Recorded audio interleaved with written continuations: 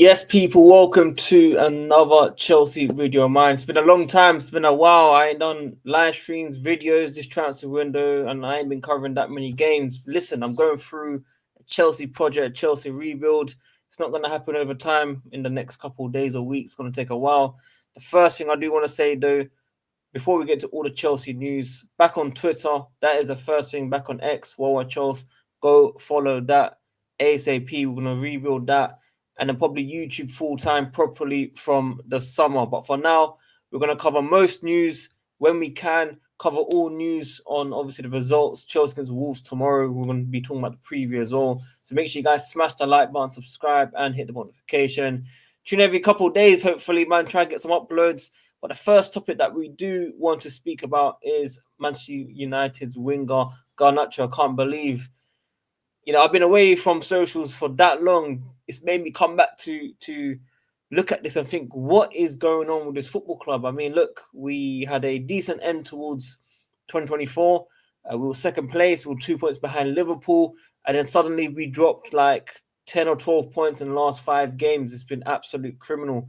We had points dropped against Everton, Fulham, Palace, Ipswich, and someone I can't remember top of my head, but it was just embarrassing to see what was happening to his football club. And we saw Nkunku news about him leaving. Then we're looking at another player that's been shut off. And now we're hearing Felix, however you guys want to pronounce it, might be moving to Atletico or something. And then we're linked with this man here. I mean, look, he's got one amazing, fantastic, world-class Cristiano Ronaldo type of goal, and then suddenly he's the next Ronaldo or something. That's what some United fans were telling me, apparently. But now they're saying, yeah, you can have him for 60 million. We're the ones that done the Mason Mount deal on you. We're the one that done the Kai Havertz still to Arsenal. We shouldn't be spending crazy money on this type of play. I'm sorry, I don't care what the potential is. We've got Neto, we've got Madueke. We've got good enough wingers, in my opinion. We just need to fix up our own tactics and game plan, because all we do is the same thing. And we're going to be talking about Maresca very, very shortly, but this interest here cannot happen. That is the number one thing that cannot happen for Chelsea Football Club this transfer window. Obviously, we're also looking at another striker, could be on loan. I don't care who it is, just bring someone in, because Nkunku isn't that striker, sadly. He doesn't press, he doesn't push, he doesn't do anything. Yeah, he's a bit decent on the ball, doesn't really get the chances scoring in Europe and that. But for me, Premier League just hasn't been there. And Nicholas Jackson does 95% of all the right things before he needs to shoot the ball. The movement, the passing, the dribbling, just the IQ is there. But the finishing, I just don't understand how you can't hit a ball. And I watched the goal against Chelsea for Bournemouth. I think it was the second goal. And I felt sorry for the youngster. Obviously, Josh, he got subbed off after that. But I don't really think it was bad defending. I think that goal was just amazing. The guy slapped it in with his left foot. Can you imagine Nicholas Jackson hitting a ball like that? I don't think so. I don't really remember any Chelsea player hitting a ball like that personally. So sometimes you got to clap for that type of goal, because it was coming, and we've been poor in front of goal. Jackson hit the post. Jackson missing open goals. Jackson missing rebounds. Jackson missing this and that. And yes, he scored important goals. But how do you not improve your finishing after a while, bro? Like last year, I watched you against Wolves away. You couldn't control a ball. You've improved massively. And John Obi Mikel got in your case, and you've improved massively. And then suddenly, you just can't finish. And it doesn't make sense. And we need to make it 2-0. We can't be Cole Palmer FC 24/7. And a bit controversial take here as well. Maybe 65, 70 minutes, take off Cole Palmer as well. Don't be afraid to make, that risk. Bring on Joao Felix. Try bring on some fresh legs. We know what you can do on the ball in tight spaces. He can open up play. Very simple, similar to Cole Palmer. Cole Palmer can't play every single game, people. Yes, he scores every game. Yes, he's around always. I think he gave the ball away for one of the goals that made it 1-1. I think it was Palace, on top of my head. Sometimes we got to see changes.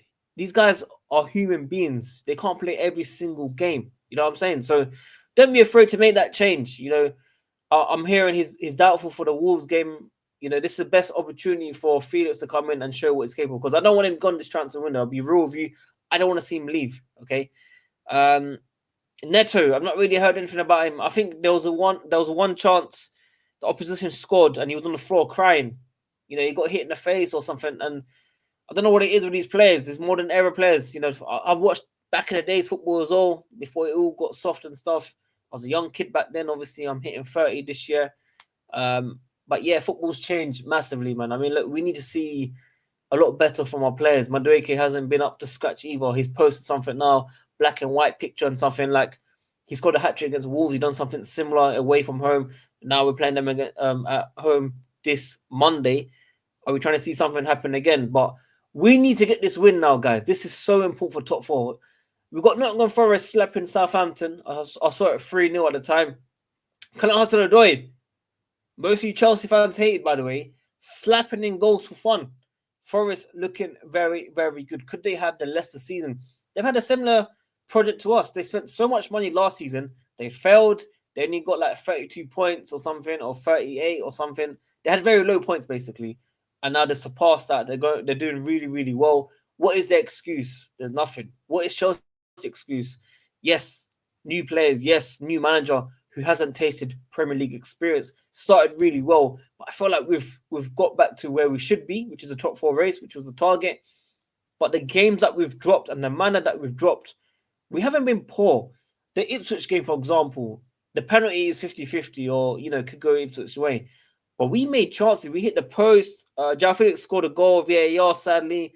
It just didn't go away. And then Disasi does a typical back pass. That's just him, innit? That's how it is, sadly. So the Fulham game, however, we deserve to lose that game because that game was coming. We just sat back after 1-0 and then they scored bare goals and it was that. Crystal Palace should have won.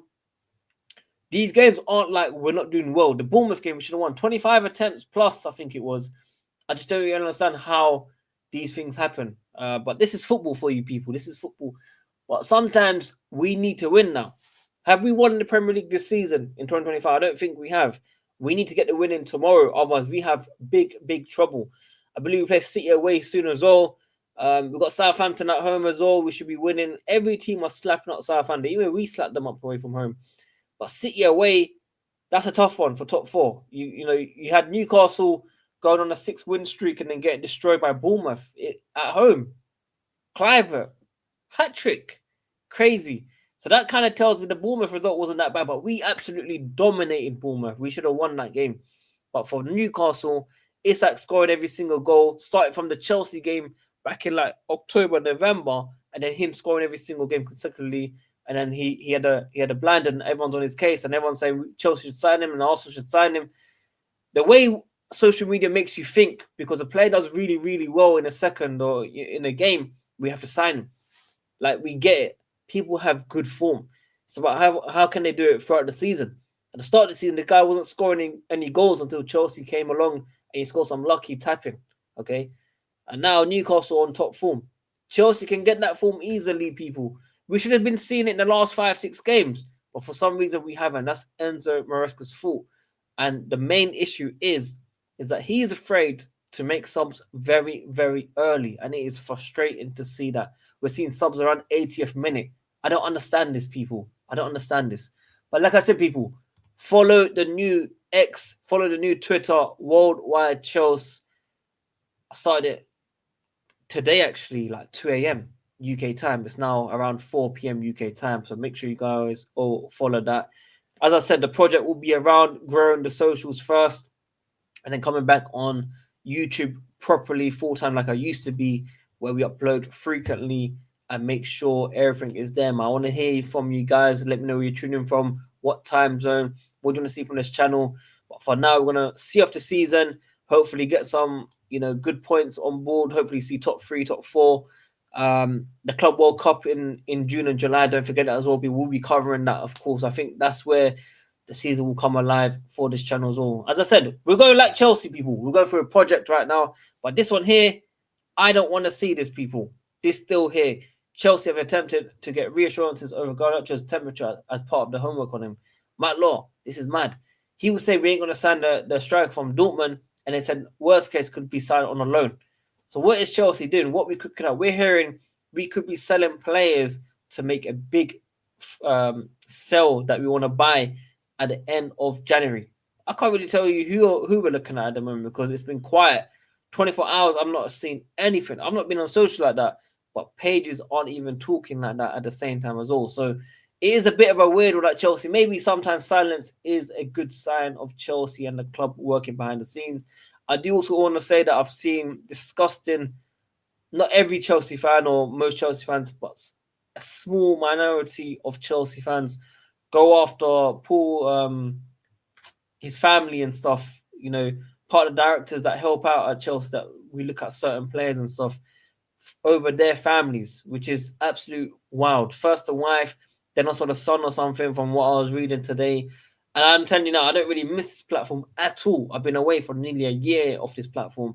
And trust me, it was a breath of fresh air.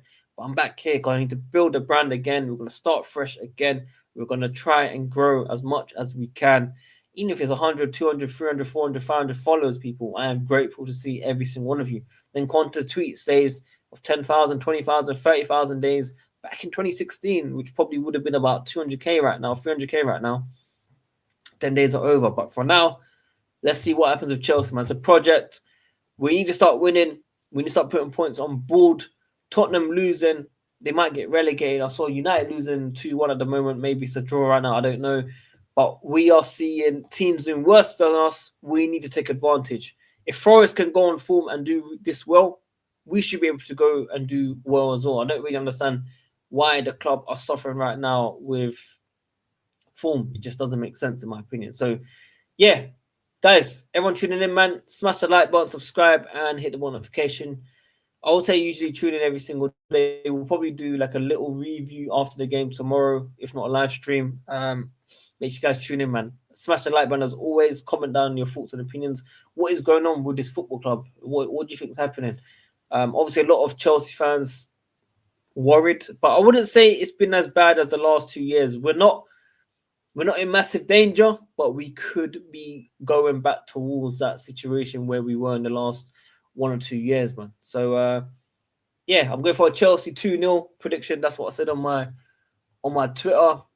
You know, make sure you guys go and check it out. Big up all the guys supporting us all, sending shouts and that.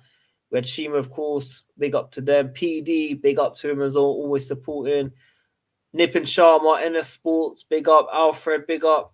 You know, everyone's supporting the thing, man. So make sure you guys go and support the channel, WorldWideChels. As I said 2-0 for me. I think Felix will start, and I hope he does get his goal because, yeah, he deserves some fortune and some good luck, man. So, yeah, guys, let's see what happens, man. I think the game's at 8 p.m. tomorrow, 7:45 if you're attending. Enjoy the game, and we'll catch you guys very soon. Until then, WorldWideChels, guys. I'm up, man. Peace. Follow up the page, man. WorldWideChels.